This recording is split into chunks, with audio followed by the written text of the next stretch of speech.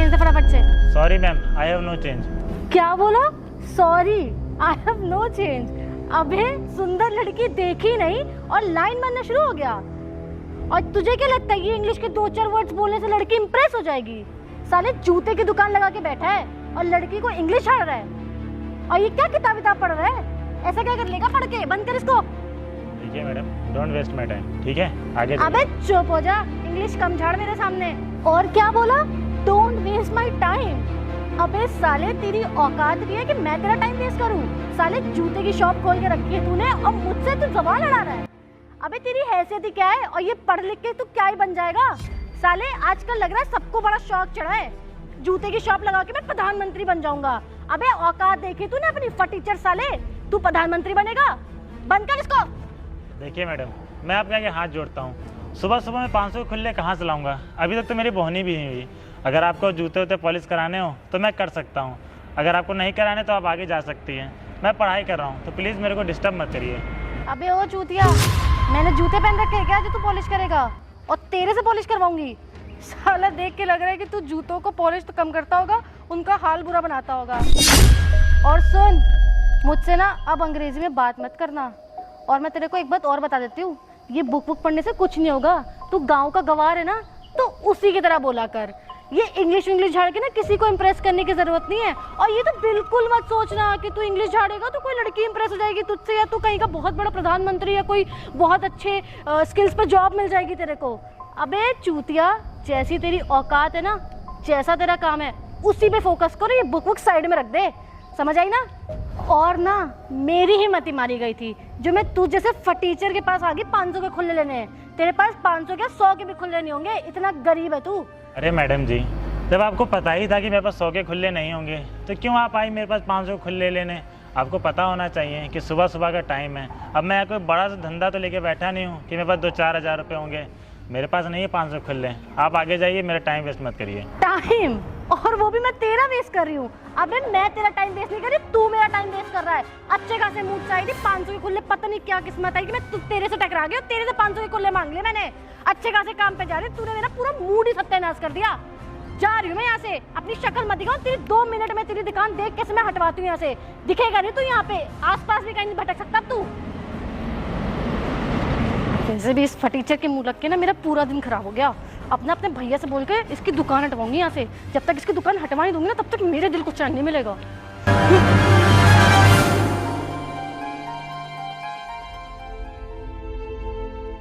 हाँ रह गई यार ये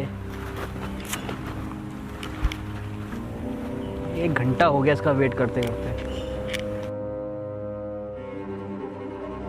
आ गई तू? मैं कब से तेरा वेट कर रहा हूँ यार। यार क्या करूँ यार, मैं ना बहुत परेशान हो गई हूँ। एक तो सर पे NATA का एग्जाम है, ऊपर से ये मॉडलिंग की टेंशन। मैं इतने शूट लाइनअप है, मुझे कुछ समझ नहीं आ रहा है कि कब शूट की तैयारी करूँ, कब स्टडी करूँ, कैसे सब पढूं। मुझे तो कुछ भी नहीं पता यार, मैंने तो इवन नोट्स तक नहीं बनाए हैं और अब मेरे पास टाइम भी नहीं बचा है। और मुझे ये भी तक समझ नहीं आ रहा है कि मैं शुरू किधर से करूँ, कहाँ से पढूं, कहाँ खत्म करूँ, कुछ नहीं पता। इवन कोई पढ़ाने वाला भी नहीं है यार। काश यार कुछ ऐसा हो जाए कि मुझे एग्जाम में बैठना भी ना पड़े और मैं पास हो जाऊं। कोई ऐसा सोर्स लग जाए ना, कोई ऐसा जुगाड़ लग जाए कि मुझे कुछ भी ना करना पड़े और मैं ऐसे टॉपर बन जाऊं। यार बस इतनी छोटी सी बात। मेरा एक दोस्त है, वो नेता का ना राइट हैंड है। अच्छा। अगर मैं बोलूँगा ना तो वो तुम्हें बिना एग्ज़ाम दिए ऐसे ही पास करा सकता है। पर उसकी एक कमजोरी है। क्या? वो थोड़ा ना लड़कियों का फैन है, समझ रही हो ना? थोड़ा रसीला टाइप का है। अच्छा। तो मैं उससे मीटिंग तेरी फिक्स करा देता हूँ। अगर तू चाहे तो। इतनी हॉट तो है ही है तू। नेता जो है ना, जो चाहेगा वो करवा सकता है। एग्जाम में बैठना भी नहीं पड़ेगा तुझे। ऐसा है क्या? और जितने बोलेगी उतने तेरे नंबर भी आ जाएंगे। पर यार एक दिक्कत है। क्या? नेता को ना तुझे खुश करना पड़ेगा। खुश मतलब कैसे?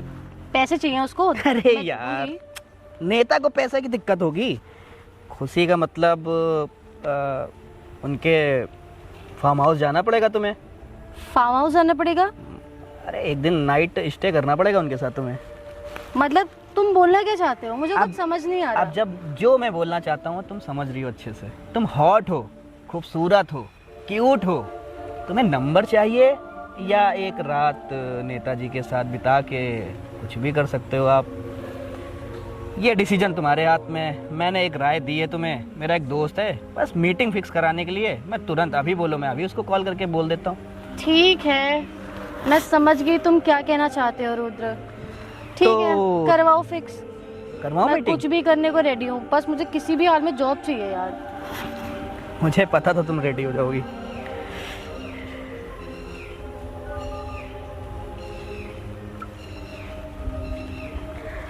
अरे आदर्श भाई, अरे मैं ये कह रहा था, नेताजी से ज़रा एक मीटिंग फिक्स करवा दो यार। हाँ, मैं शाम को आता हूँ तेरे पास। ठीक है, चल ठीक है, ठीक है। ले, तेरा हो गया काम, मीटिंग फिक्स हो गई बस। थैंक यू यार, तूने मेरी बहुत बड़ी मदद कर। चल कोई बात नहीं, चल कार में बैठ। हाँ। इधर से, इधर से।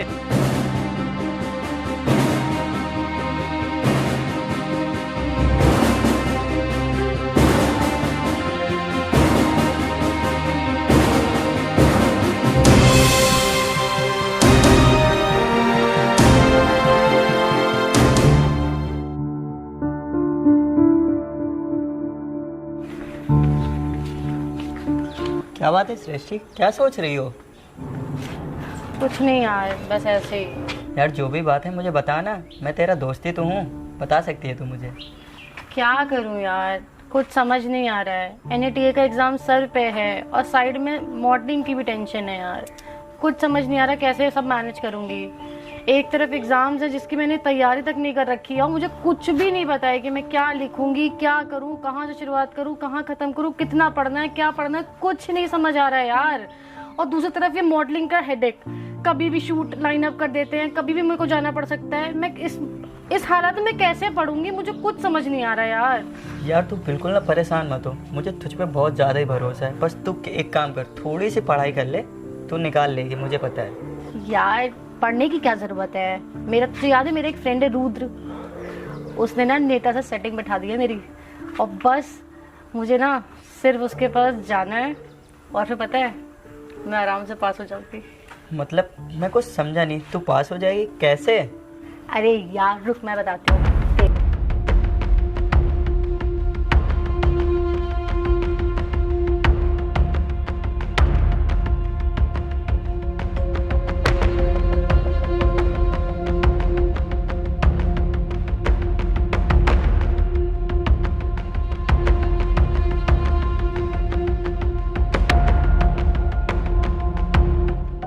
ये तो बहुत अच्छी बात है यार, कुछ मेरा भी ख्याल कर यार। उस नेता से कह के मुझे भी कहीं लगवा देना यार, मैं भी तेरे साथ रहा करूँगा। अरे यार तू टेंशन क्यों लेता है, तुझे तो मैं हमेशा अपने साथ रखूंगी क्योंकि तू मेरा बचपन का दोस्त है। बस एक बार ना मेरी सेटिंग बैठने दे, उसके बाद तो मैं तेरा नंबर भी लगाऊंगी।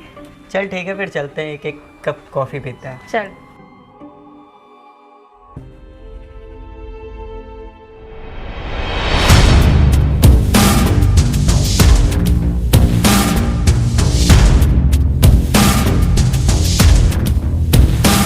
हेलो, हाँ राजेश।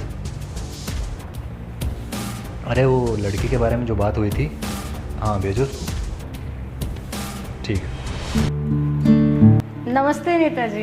अरे आइए सृष्टि जी, बैठिए बैठिए। ये मेरी तरफ से आपके लिए एक छोटी सी भेंट। धन्यवाद धन्यवाद, बैठिए।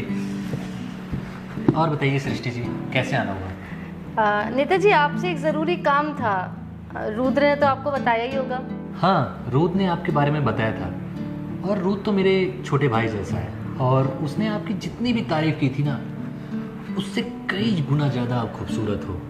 आपने पहली ही मुलाकात में हमारे मन को मोह लिया है। देखिए नेताजी, आपको तो पता ही है ना कि मैं यहाँ किस लिए आई हूँ, और वैसे भी रुद्र ने मुझे कहा ही था कि अगर मैं आपके पास आई तो चुटकियों में मेरा सारा काम हो जाएगा।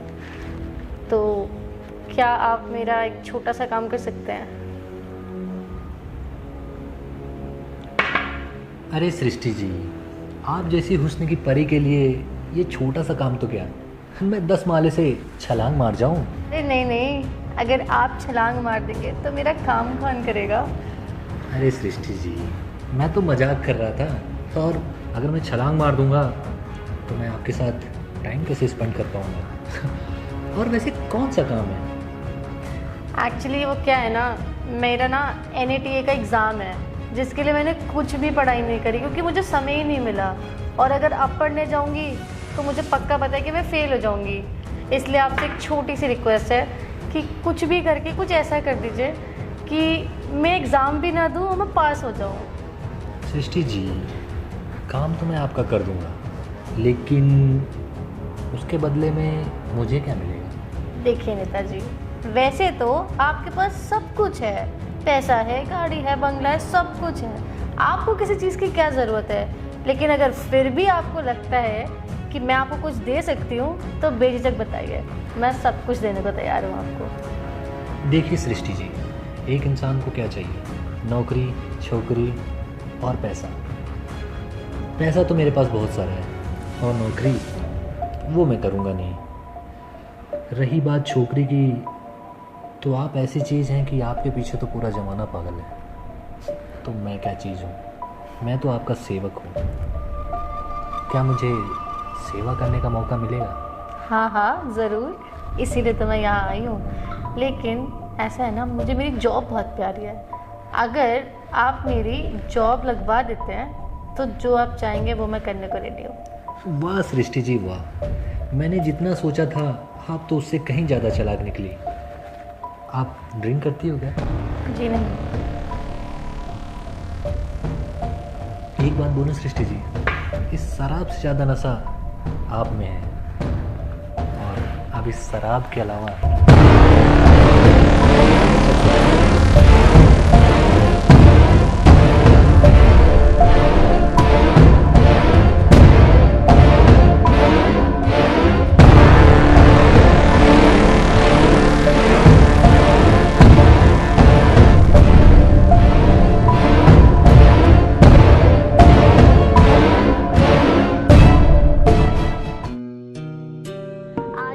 तू देखना, जल्दी ये बिल्डिंग तैयार हो जाएगी, फिर हम सब मिलके पार्टी करेंगे। मैम ये गैर कानूनी बिल्डिंग हम लोग बना तो रहे हैं, आगे चल के कोई दिक्कत तो नहीं होगी? अरे यार आशु, तू क्यों परेशान होता है? यहाँ पे ना मेरी बहुत चलती है और सारे ऑफिसर्स को ना मैं मुंह मांगा पैसा देती हूँ। किसी की हिम्मत नहीं है कि कोई यहाँ आके मेरी उंगली उठाए, तेरे को कुछ बोल दे। बहुत चलती है यहाँ पे मेरी, तू परेशान मत हो। वो बात तो आपकी ठीक है, लेकिन मैम आपको पता है इस जिले में ना नया जिला कलेक्टर है जो कि बहुत ज़्यादा स्ट्रिक्ट है, सारे के सारे गैर कानूनी काम बंद करवा रहा है। अबे तू पागल है क्या? मैं ना किसी से नहीं डरती, और वैसे भी ये जितने भी तेरे ये IAS ऑफिसर है ना, ये सारे मेरी जेब में रहते हैं। और तुझे शायद पता नहीं है, यहाँ का ना सबसे बड़ा नेता मेरे पीछे जान लुटाता है, मेरी खूबसूरती में फिदा है। अगर उसको मैं एक इशारा करूंगी ना तो वो चटपट तेरे ये लल्लू पंजू IAS ऑफिसर्स को यूं निपटा देगा। तो तू टेंशन मत ले, तूने मुझे हल्के में ले रखा है क्या? मैं सब संभाल सकती हूँ। तेरे ये लल्लू पंजू IAS ऑफिसर्स को ना तो मैं यूं ही देख लूंगी। और वैसे भी मैं इतनी खूबसूरत हूँ यार कि मेरी खूबसूरती में तो नेता तक फिदा है, तो ये IAS ऑफिसर को भी मैं यूं फिदा कर दूंगी, यूं। तू परेशान मत हो, ठीक है? लेकिन मैम, लेकिन कुछ नहीं यार, और ये सब ना तुम लोगों को सोचने की जरूरत नहीं है, ये सब मुझ पे छोड़ दो, मैं सब संभाल लूंगी। और वैसे भी मैंने ना आज तक इतनी अनलीगल बिल्डिंग्स बनाई हैं, आज तक किसी ने मुझे नहीं पकड़ा, तो एक और सही यार, क्या फर्क पड़ता है? तुम लोग अपने काम पे फोकस करो, मैं सब संभाल लूंगी, ठीक है? बिल्कुल सही कहा मैडम आपने, जब तक आप हमारे साथ में ना तो ये गैर कानूनी काम हमारे ऐसे ही चलते रहेंगे।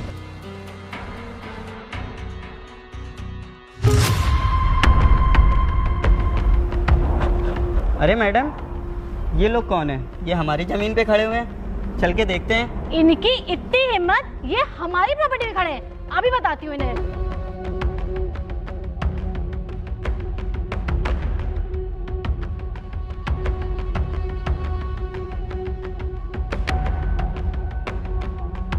अबे ओए, कौन हो तुम लोग और यहाँ क्या कर रहे हो? रुद्र, कौन है ये दोनों? क्या बोला तूने? तुम मुझे नहीं जानता? अबे मेरी ही प्रॉपर्टी पे खड़े हो और मुझे ही नहीं जानते, मैं ही उस प्रॉपर्टी की ओनर। और तुम लोग को पता नहीं है, ऐसे किसी की प्राइवेट प्रॉपर्टी में आके खड़े नहीं होते। Idiot, nonsense. तेरी इतनी औकात, तूने मुझे थप्पड़ मारा? तू जानता भी है मैं कौन हूँ? मुझे पता भी है कौन है, इस जिला के नया जिला कलेक्टर है। क्या इस जिले के नए जिला कलेक्टर हैं? सॉरी सर, गलती हो गई हम लोगों से। सॉरी सर, हमें नहीं मालूम था कि आप इस जिले के नए कलेक्टर हैं, वरना हम कभी आपसे ऐसे बात नहीं करते। हमें माफ़ कर दीजिए सर। लेकिन सर आपको ना देखा देखा सा लग रहा है कहीं। यार ये वही है जो वहाँ मोची का काम करते थे बाहर। अच्छा सर, आप वही है जिसके पास मैं कुछ साल पहले आई थी शूज़ पॉलिश करने और आपसे मेरी बहस भी हुई थी। आप कलेक्टर बन गए। और सर मुझे तो पता ही था कि आप ना एक दिन जिला कलेक्टर ज़रूर बनेंगे, क्योंकि आपके अंदर वो जज्बा मैंने देखा था। आज आपको मेरे ऊपर प्राउड फील हो रहा है क्योंकि आज मैं यहाँ का जिला कलेक्टर हूँ। आपको उस समय प्राउड फील नहीं हो रहा था जब मैं मोची का काम कर रहा था? अरे नहीं नहीं सर, आप गलत समझ रहे हैं, ऐसी बात नहीं है। नहीं क्या, बात ऐसी ही है। आज आपको मेरे ऊपर प्राउड फील हो रहा है। आपको उस समय प्राउड फील नहीं हो रहा था जब मैं मोची का काम कर रहा था। तब तो आपने मेरे प्रोफेशन को लेके पता नहीं क्या क्या बोला था कि तुम्हारी औकात 2 कौड़ी की है, तुम मोची वाले हो, तुमको बड़ी मल्टीनेशनल कंपनी में जॉब करनी चाहिए। आपने पता नहीं क्या क्या बोला था। लेकिन आपको एक चीज़ मैं बता दूं कि जितना गरीब लोग पढ़ने में आगे होते हैं ना, उतना अमीर लोग नहीं होते हैं, क्योंकि गरीब लोगों को उतनी फैसिलिटी नहीं मिलती है जितनी आप जैसे अमीर लोगों को मिलती है। आपने तो पता नहीं कहाँ से पढ़ाई करके रखा होगा और गरीब लोग सरकारी स्कूल में पढ़ते हैं। अरे आप लोगों को तो प्रोत्साहित करना चाहिए गरीब लोगों को कि आगे बढ़ें, लेकिन आप लोग उनको नीचा दिखाते हो। उनको ये बताते हो कि तुम्हारी औकात क्या है, कि तुम लोग आगे कभी नहीं बढ़ सकते। आगे बढ़ने का हक सिर्फ आप अमीर लोगों का नहीं होता है, आगे बढ़ने का हक गरीब का भी होता है। गरीब इंसान जितना पढ़ना चाहता है ना, उतना आप पढ़ना नहीं चाहते, लेकिन उसकी मजबूरियाँ, उसकी परिस्थितियाँ उसे पढ़ने पर मजबूर कर देती हैं। लेकिन उनके पास इतना पैसा नहीं होता है वो जाके अच्छे कॉलेज में, अच्छे इंस्टीट्यूट में जाके पढ़ें। लेकिन आप लोग क्या करते हो? आप लोग उनको नीचा दिखाते हो, अपने से दूर करते हो, जातिवाद करते हो, भेदभाव करते हो। ऐसा करने से आपको क्या मिलता है?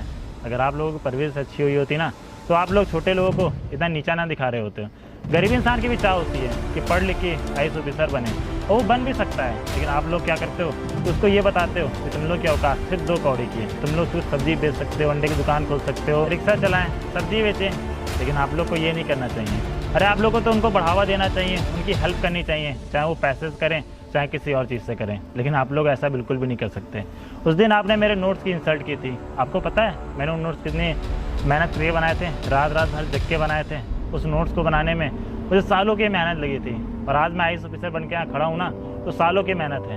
अगर मेरी जगह कोई और लड़का होता आपकी तरह, तो वहाँ से डीमोटिवेट हो जाता और अपने काम धाम पे फोकस करने लगता। लेकिन मैं उसे काम धाम करके इतनी मेहनत किया, साथ में पैसा भी कमाया। जब मेरा सिलेक्शन होने वाला था तो आप जैसे कुछ अमीर लोग मेरे ऊपर बैठे थे, कमीशन मांग रहे थे। लेकिन ये कहते हैं ना कि सच की हार कभी नहीं होती, सच की हमेशा जीत होती है। और एक चीज़ मैं तुम लोगों को बता दूं कि तुम लोग जो थाली में रोटी सब्जी आती है ना, तुम लोग बहुत आसानी से खा लेते हो। उसको पैदा करने के लिए एक गरीब इतना मेहनत करता है वो तुम लोग नहीं जान सकोगे। तुम लोग सिर्फ पैसा फेंकते हो और आराम से तुम लोग की थाली में रोटी आ जाती है। और रही बात इस ज़मीन की, तो सरकार ने ये ज़मीन गरीब लोगों को दी थी रहने के लिए। लेकिन तुम जैसे कुछ लोग इस ज़मीन को कब्जा करके इस पर अवैध रूप से बिल्डिंगें उठा रहे हो और उन सब का किराया अपनी जेब में डालोगे। कुछ तो शर्म करो इन गरीब लोगों का हक मारते हुए। अरे तुम लोगों को तो चुल्लू भर पानी में डूब मर जाना चाहिए, कितने गरीब लोगों का हक मार रहे हो। और जब गरीब लोगों की हाय लगती है ना, तो इस दुनिया में रहने की कोई जगह नहीं बचेगी तुम लोगों को, यहाँ तक नर्क में भी जगह नहीं मिलेगी। तो इसलिए कभी भी गरीब लोगों का हक नहीं मानना चाहिए। और जो तुम लोगों ने अवैध रूप से ज़मीन कब्जा किया है ना, इसके ऊपर मैं ऐसे केस लगाऊंगा, ऐसे केस लगाऊंगा कि तुम लोग के साथ पुछता याद रखेंगे। रुद्र, लेडीज़ कांस्टेबल को फ़ोन करो। लेकिन सर। चुप। और तुम लोग ये मत समझना कि तुमने मेरी इंसल्ट की थी तो मैं उसका रिवेंज ले रहा हूँ। इसको रिवेंज नहीं कहते हैं, ये कानूनी कार्रवाई है कि तुम लोगों ने जो किया उसकी सज़ा है। आज मैं तुम लोग को कानूनी कार्रवाई नहीं करूँगा तुम लोग के ऊपर, तुम लोग फिर से यही काम करोगे। आ रहे? Sorry sir. चुप। रुद्र, इनकी गाड़ी के साथ इनको जब्त करो, ठीक है? थाने ले चलो।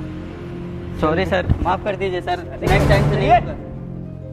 गरीबों का हक मार दे। चल जल्दी आइए। सर छोड़ दीजिए सर।